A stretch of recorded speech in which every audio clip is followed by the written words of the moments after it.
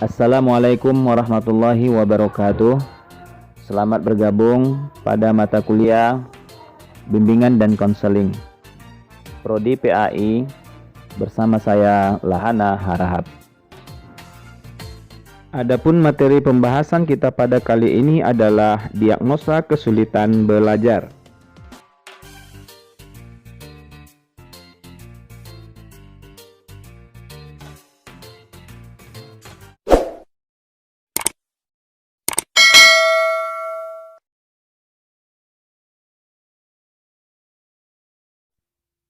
Baik, yang pertama kita lihat bagaimana kedudukan diagnosis dalam belajar.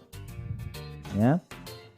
Yang pertama adalah diagnosis digunakan untuk mengetahui faktor-faktor yang menyebabkan siswa mengalami kesulitan belajar, ya, baik internal maupun eksternal. Berikutnya, ya, diagnosis dilakukan ya jika siswa tidak mengalami ketuntasan dalam belajar. Sehingga kegiatan diagnosis dapat ditujukan untuk mengetahui ya diantaranya bakat, ya, ketekunan atau tingkat usaha siswa, ya. Kemudian waktu yang tersedia, kesulitan pengajaran, ya, kemampuan siswa, dan tingkat kesulitan yang dialami siswa.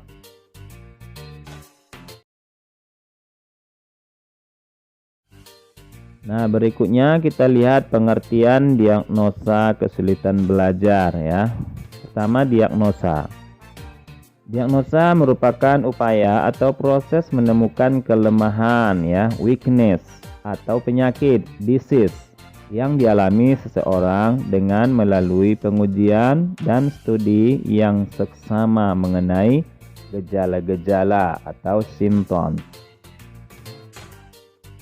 Diagnosis juga merupakan studi yang seksama terhadap fakta tentang sesuatu hal untuk menemukan karakteristik atau kesalahan dan sebagainya yang esensial. Juga ya, diagnosis merupakan keputusan yang dicapai setelah dilakukan studi yang seksama atas gejala atau fakta tentang suatu hal yang ditemukan. Nah, kemudian pengertian kesulitan belajar ya, merupakan suatu kondisi tertentu yang ditandai dengan adanya hambatan-hambatan dalam kegiatan mencapai suatu tujuan ya, dalam hal ini tujuan pembelajaran, sehingga memerlukan usaha lebih keras untuk dapat mengatasinya ya.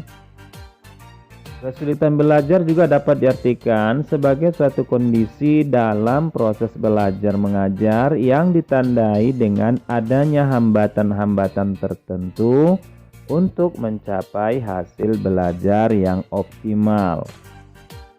Hambatan-hambatan tersebut mungkin dirasakan atau juga mungkin tidak dirasakan oleh siswa yang bersangkutan ya.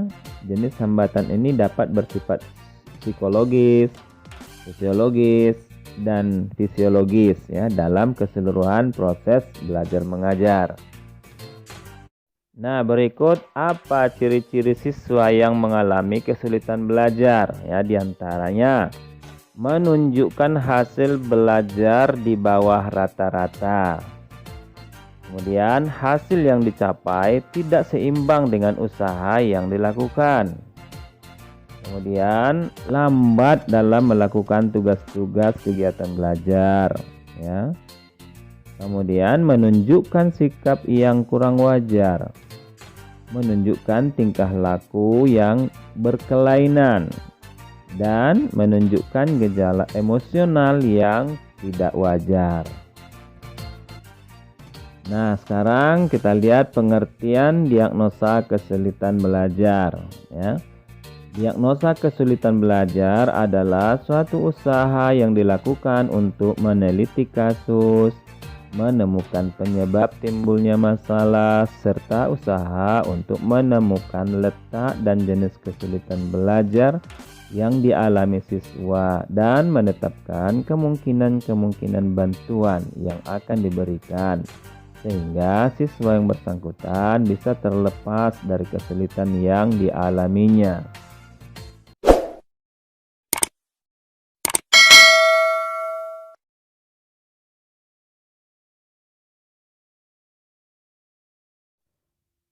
Kemudian kita lihat tujuan dan prosedur ya. Tujuan diagnosa kesulitan belajar. Kata kunci dari diagnosis adalah menemukan penyebab timbulnya masalah serta usaha mencari solusinya. Maka tujuan diagnosis adalah menemukan penyebab timbulnya masalah serta usaha untuk menemukan letak dan jenis kesulitan belajar yang dialami siswa.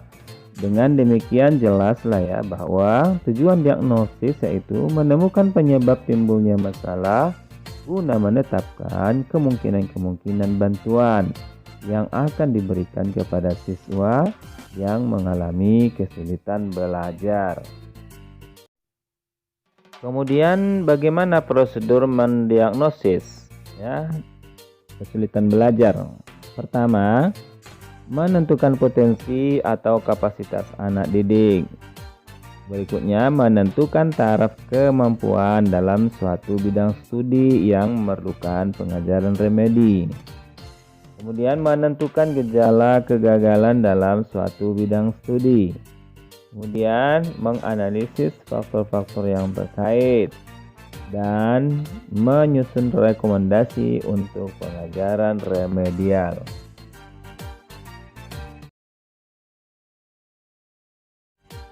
Baik, berikutnya kita lihat gejala kesulitan dan kegagalan belajar ya. Ada beberapa ciri tingkah laku yang merupakan ya manifestasi dari gejala kesulitan belajar, antara lain ya A. Menunjukkan hasil belajar yang rendah di bawah rata-rata nilai yang dicapai oleh kelompoknya atau di bawah potensi yang dimilikinya ya. Kemudian hasil yang dicapai tidak seimbang dengan usaha yang dilakukan. Mungkin ada siswa yang selalu berusaha untuk belajar dengan giat, tetapi nilainya tetap ya rendah. Kemudian lambat dalam melakukan tugas-tugas kegiatan belajar. Ya, ia selalu tertinggal dari kawan-kawannya dalam menyelesaikan tugas-tugas sesuai dengan waktu yang disediakan. Kemudian menunjukkan sikap-sikap yang kurang wajar ya, seperti acuh tak acuh, ya, menentang, berpura-pura, bohong dan sebagainya. Dan berikutnya menunjukkan tingkah laku yang berkelainan ya, seperti bolos, datang terlambat, tidak mengerjakan PR, mengganggu di dalam atau di luar kelas, tidak mau mencatat pelajaran ya, tidak teratur ya, suka mengasingkan diri ya, tidak mau kerjasama dan sebagainya. Dan menunjukkan gejala emosional yang kurang wajar ya, seperti murung, mudah tersinggung ya, pemarah ya, tidak atau kurang gembira dalam menghadapi situasi tertentu. Nah, adapun kegagalan belajar adalah ya siswa dalam waktu tertentu tidak mencapai tingkat penguasaan mastery level minimal ya. Kemudian siswa tidak dapat mengerjakan prestasi yang semestinya dia dapat ya. Dikenal dengan istilah underachiever. Kemudian siswa tidak dapat mewujudkan tugas-tugas perkembangan ya, termasuk penyesuaian diri ya, norm referensi. Dan siswa tidak berhasil mencapai tingkat penguasaan yang diperlukan sebagai prasyarat pelajaran berikutnya.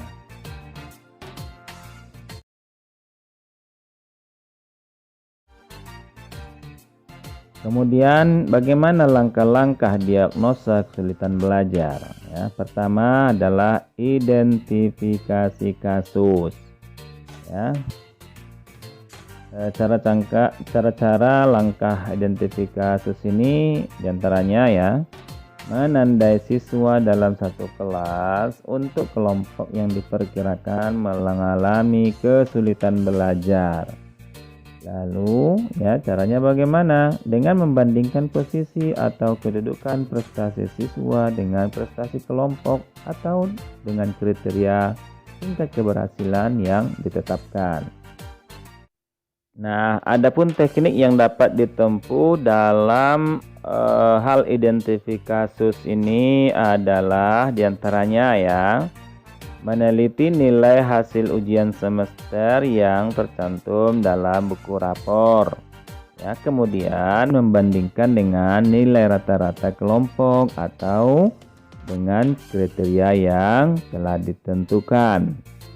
Kemudian mengobservasi kegiatan siswa dalam proses belajar mengajar. Siswa yang berperilaku menyimpang dalam proses belajar mengajar diperkirakan akan mengalami kesulitan belajar. Kemudian langkah kedua adalah identifikasi masalah. Ya.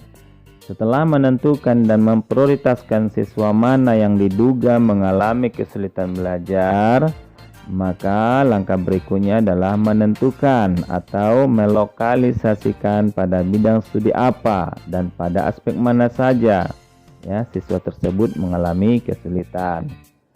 Antara bidang studi tertentu saja ada bedanya ya, karena itu guru bidang studi lebih mengetahuinya. Pada tahap ini kerjasama antara petugas bimbingan dan konseling, wali kelas, guru bidang studi ya akan sangat membantu siswa dalam mengatasi kesulitan belajar ya yang sedang mengalami kesulitan belajar. Nah, langkah berikutnya adalah identifikasi faktor ya. Faktor penyebab kesulitan belajar dapat dikategorikan menjadi dua, yaitu faktor internal dan eksternal. Faktor internal yaitu faktor-faktor yang berasal dari dalam diri siswa sendiri ya, sedangkan faktor eksternal yaitu faktor yang berasal dari luar diri siswa ya sebagai penyebab ya munculnya kesulitan dalam belajar. Nah, untuk memperoleh berbagai informasi mengenai faktor penyebab tersebut ya, dapat menggunakan berbagai cara ya dan bekerja sama dengan berbagai pihak yang berhubungan ya dengan kegiatan ini ya. Untuk mendapatkan informasi tentang keadaan fisik siswa ya, perlu bekerja sama dengan dokter atau klinik sekolah ya atau UKS. Nah, untuk memperoleh data tentang kemampuan potensi siswa dapat bekerja sama tentunya dengan petugas bimbingan dan konseling ya, konselor atau psikolog.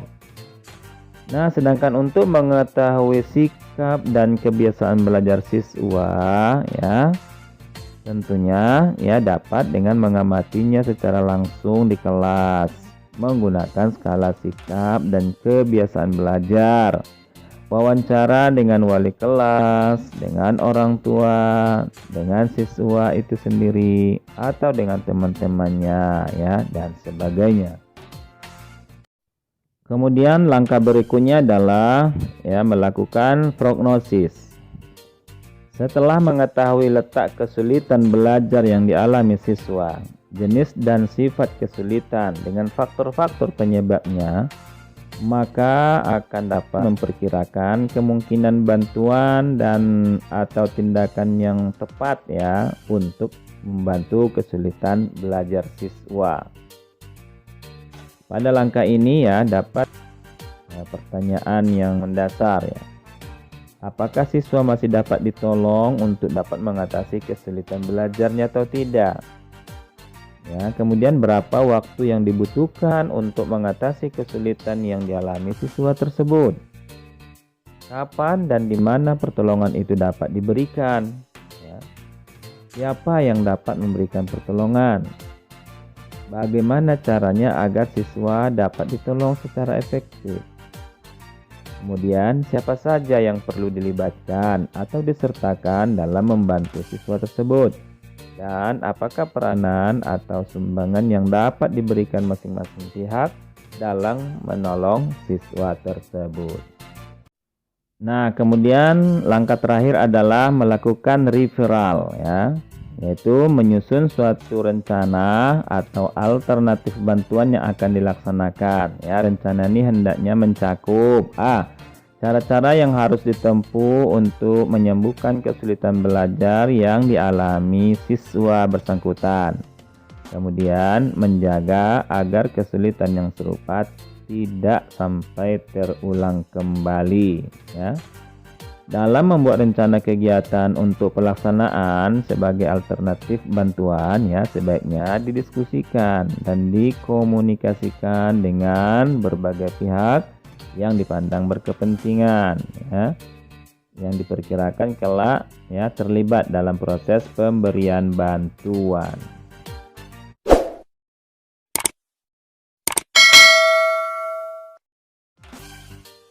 Baik, demikian ya pembahasan kita pada pertemuan kali ini ya, mudah-mudahan dapat dipahami ya dan semoga bermanfaat. Terima kasih. Assalamualaikum warahmatullahi wabarakatuh.